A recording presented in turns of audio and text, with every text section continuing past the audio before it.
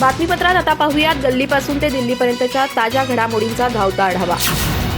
दुसऱ्यांचा खाऊन बसणाऱ्यांना काय बोलणार असं म्हणत मनोज जरांगे यांनी छगन भुजबळ यांचं नाव न घेता नाशिकमध्ये त्यांच्यावर टीकास्त्र डागलं। फक्त मराठा समाजाला न्याय मिळाला पाहिजे यासाठी मी लढतोय। मला जनता पाहिजे, सत्तेची हाव नाही। मराठा समाजाचं आरक्षण अंतिम टप्प्यात असून काहींचे हिशोब चुकते करायचे असल्याचा टोला मनोज जरांगे पाटील यांनी लगावलाय। दरम्यान मनोज जरांगे पाटील पुढे बोलताना म्हणाले की मराठा नेत्यांनी साथ दिली असती तर मराठा समाजाला 2 तासात आरक्षण मिळालं असतं, परंतु ही मराठा समाजाची शोकांतिका आहे अशी खंत मनोज जरांगे पाटील यांनी आज व्यक्त केली। मराठा आरक्षणावरून मंत्री छगन भुजबळ आणि मनोज जरांगे यांच्यातील वाद काही संपता संपत नसल्याचं चित्र आहे।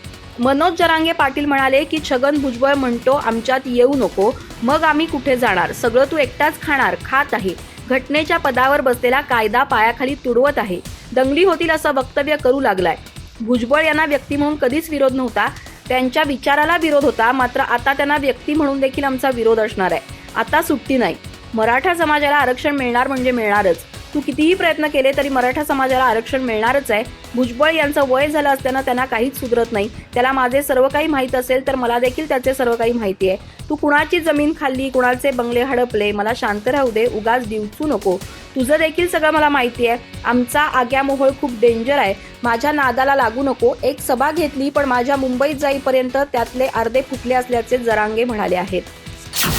आरक्षण हा मागास समाजाचा अधिकार आहे, बाबासाहेबांनी संविधानात लिहिलेला आहे। जनगणना करत नाही, त्यामुळे हे सगळे प्रश्न निर्माण झालेत। मुस्लिम धर्मातही मागास जाती खूप आहेत। मूळ हा धर्माचा प्रश्न नाही होऊ शकत, करायला विरोध का करता? या मुस्लिम धर्मातील ज्या मागास जाती आहेत त्यांनाही जनगणना करून आरक्षण दिलं पाहिजे असं मत काँग्रेस प्रदेशाध्यक्ष नाना पटोले यांनी व्यक्त केलंय। दरम्यान नाना पटोले पुढे बोलताना म्हणाले की मराठा विरुद्ध ओबीसी हे सरकार प्रायोजित होऊन घडवतंय। राज्यातील एक मंत्री एका समूहाबरोबर जाऊन चॅलेंज करत असेल तर लक्षात आलं पाहिजे की हे सरकार प्रायोजित महाराष्ट्राला पेटवण्याचं काम सुरू आहे, असा दावा नाना पटोले यांनी केलाय। नाना पटोले म्हणाले की संत तुकाराम महाराजांचा अपमान करणाऱ्यांच्या ठिकाणी उपमुख्यमंत्री, मुख्यमंत्री जात असतील तर तो त्यांचा व्यक्तिगत प्रश्न आहे। त्यांनी जावे किंवा जाऊ नये यापेक्षा आमच्यासाठी इतर अनेक महत्त्वाचे प्रश्न आहेत। सरकार आपल्या दारी या कार्यक्रमाच्या माध्यमातून सरकारच्या पैशाचा चुराडा आणि लूट करण्याचं काम सुरू असल्याचं पटोले यांनी सांगितलं। आरक्षणाच्या मागणीसाठी गत अनेक वर्षापासून आंदोलन करणाऱ्या मराठा, जाट, पाटीदार यासह देशभरातील अन्य प्रमुख समाजातर्फे दिल्लीत रान पेटवण्याचा निर्णय घेण्यात आल्याची माहिती आहे। ओबीसींची आरक्षण मर्यादा वाढवा आणि मराठा समाजाला ओबीसी मधून आरक्षण द्या या मागणीसाठी मराठा महासंघ आणि जाट महासंघ एकजूट झाले आहेत। महासभेचं संमेलन झालं। यावेळी आरक्षणासाठी हिवाळी अधिवेशनाच्या वेळी आंदोलन करण्यात येणार असल्याची घोषणा करण्यात आली आहे। यासाठी जाट महासंघ आणि मराठा महासंघाची लवकरच समन्वय समिती नेमण्यात येणार असून मराठा, जाट यांच्यासह आरक्षणापासून वंचित राहिलेल्या पाटीदार यासह अन्य समाजाच्या प्रतिनिधींचा तसंच कायदेतज्ञांचा समितीत समावेश असणार आहे। घटना दुरुस्ती करून ओबीसी मर्यादा वाढवा आणि मराठ्यांना ओबीसीतून आरक्षण द्या, त्याखेरीज आरक्षण टिकणार नाही अशी दोन्ही गटांची भूमिका आहे। मात्र जरांगे पाटलांनी राज्य सरकारला दिलेल्या कालावधीच्या आधीच हिवाळी अधिवेशन संपतंय।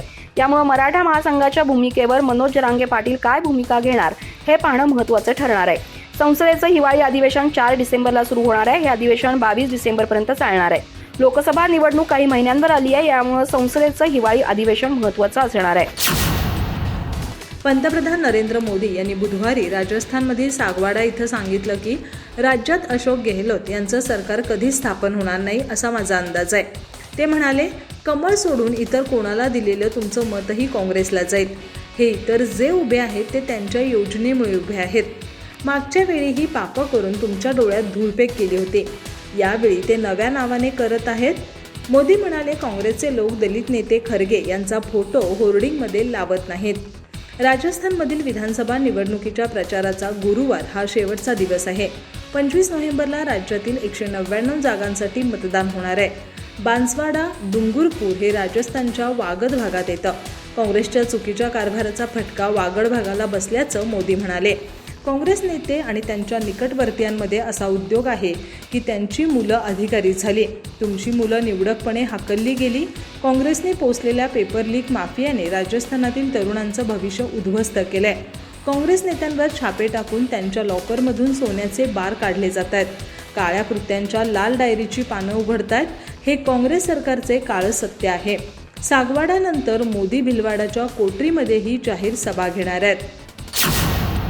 राष्ट्रवादी काँग्रेसमध्ये 2 उभे गट पडल्यानंतर शरद पवार गट आता अजित पवारांच्या गटाविरोधात चांगलाच आक्रमक झालाय.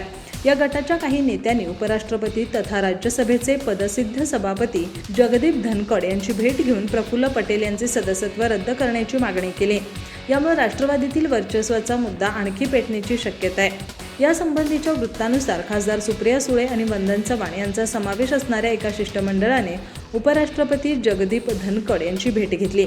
या भेटीत त्यांनी अजित पवार गटाचे राज्यसभेचे खासदार प्रफुल्ल पटेल यांचं सदस्यत्व रद्द करण्याची मागणी केली. शरद पवार गटाने 10व्या अनुसूचीनुसार 4 महिन्यांपूर्वीच प्रफुल्ल पटेल यांच्यावर अशी कारवाई करण्याची मागणी केली होती, पण त्यावर अद्याप कोणतीही कारवाई झाली नाही. त्यामुळे सुळे आणि त्यांच्या सहकाऱ्यांनी धनखड यांची भेट घेऊन आपल्या मागणीचं स्मरण करून दिलं. सूत्रांच्या माहितीनुसार वंदना चव्हाण यांनी प्रफुल्ल पटेल यांच्यावर कारवाई करण्याचं पत्र दिलं होतं. अजित पवार यांनी गत जून महिन्यात राष्ट्रवादी काँग्रेसमध्ये बंडखोरी केली होती. त्यांच्यासोबत छगन भुजबळ, दिलीप वळसे पाटील, धनंजय मुंडे, हसन मुश्रीफ आदी बड्या नेत्यांनीही शरद पवारांची साथ सोडली.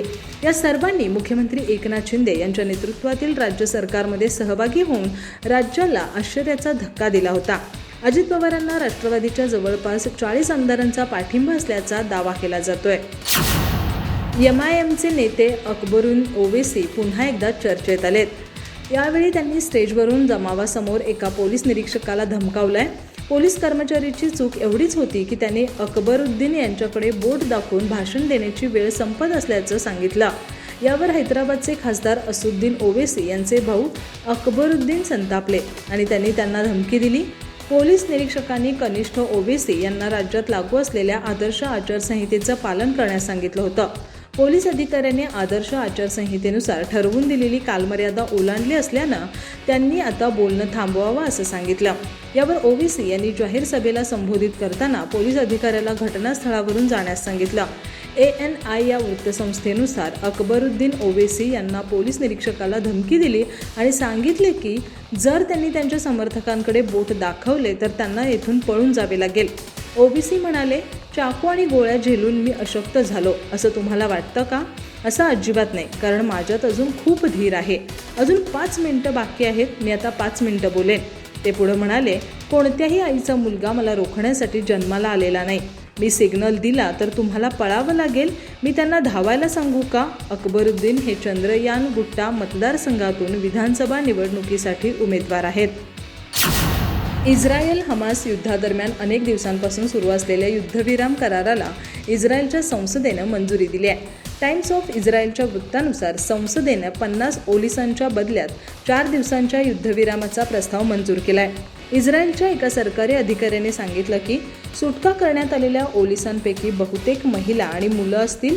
त्यांना दररोज 12-13 ओलिसांच्या गटात मुक्त केलं जाईल. तत्पूर्वी पंतप्रधान नेतन्याहू यांनी रात्री उशिरा मंत्रिमंडळाची बैठक घेतली. इस्रायलचे पंतप्रधान बेंजामिन नेतन्याहू म्हणाले की हमासने ओलीस सोडण्यास सहमती दर्शवल्यानंतर तात्पुरता युद्धविराम झाला. तरीही इस्रायल हमास विरुद्ध आपलं युद्ध सुरूच ठेवेल.